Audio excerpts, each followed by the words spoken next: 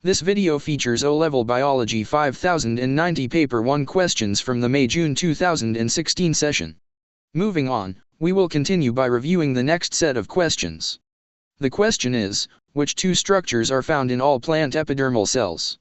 The answer is, B, cell wall and nucleus. Every plant epidermal cell contains a cell wall, which provides structural support and protection. Inside, the nucleus holds the cell's genetic material, directing its functions. While chloroplasts and starch grains are important for other plant cells, they are not found in all epidermal cells. Chloroplasts are involved in photosynthesis, and starch grains store energy, but they are specific to different cell types. So, remember, the key structures in all plant epidermal cells are the cell wall and the nucleus. The next question is, which organelles are found in both animal and plant cells? The correct answers are, cell membrane and nucleus. Both the cell membrane and nucleus are present in animal and plant cells. The cell membrane acts as a boundary and regulates the movement of substances in and out of the cell, while the nucleus contains the cell's genetic material and controls cellular activities. Note that the cell wall and sap vacuole are specific to plant cells and are not found in animal cells. The next question is, which processes can only occur through a membrane diffusion, osmosis, or active transport? The answer is, osmosis and active transport. Osmosis is a type of diffusion specifically for water that occurs through a selectively permeable membrane, moving water from areas of low solute concentration to high.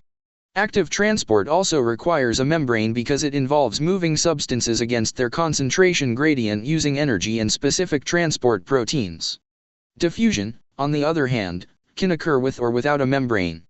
It's the movement of molecules from an area of high concentration to low, and it doesn't always need a membrane to take place.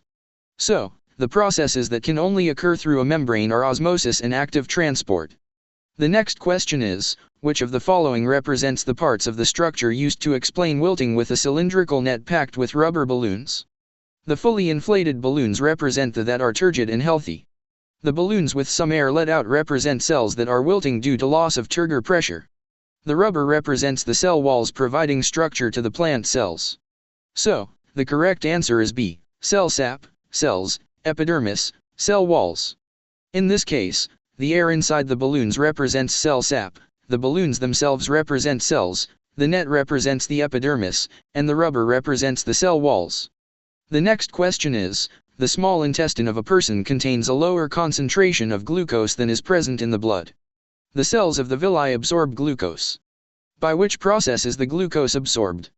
The correct answer is A, by active transport against the concentration gradient. This is because glucose must move from a lower concentration in the intestine to a higher concentration inside the cells. This process requires energy to move glucose against its concentration gradient.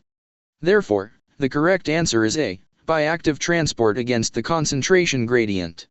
In this question the given chemical reaction, X and Y are the reactants, and E is the enzyme that helps convert them into the product Z.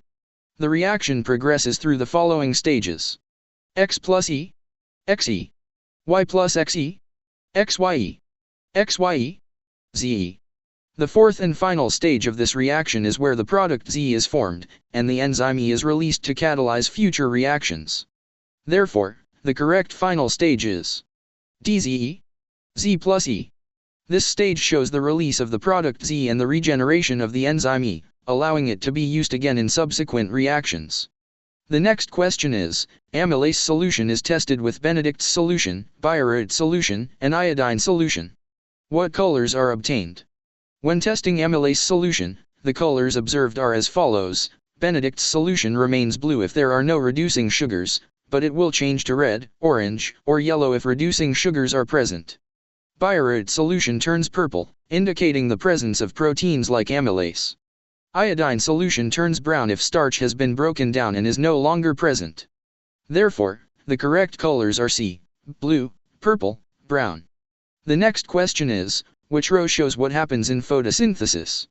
In photosynthesis, light energy is converted into chemical energy. The immediate product of this process is glucose, which is then stored as starch. Therefore, the correct row is C, light energy to chemical energy, glucose, starch. This row accurately represents the conversion of light energy into chemical energy, with glucose as the immediate product and starch as the storage form. The next question is, the diagram shows a magnified cross-section of part of a leaf. Where does photosynthesis take place? Photosynthesis primarily occurs in the palisade mesophyll cells, which are found in the upper layer of the leaf and contain a high concentration of chloroplasts. These cells are responsible for capturing light energy and converting it into chemical energy. Therefore, the correct answer is B, where the palisade mesophyll cells are located. Thank you for watching. I hope you found this video helpful. Don't forget to like, comment, and subscribe for more educational content. If you have any questions or need further assistance, feel free to leave a comment below. See you in the next video.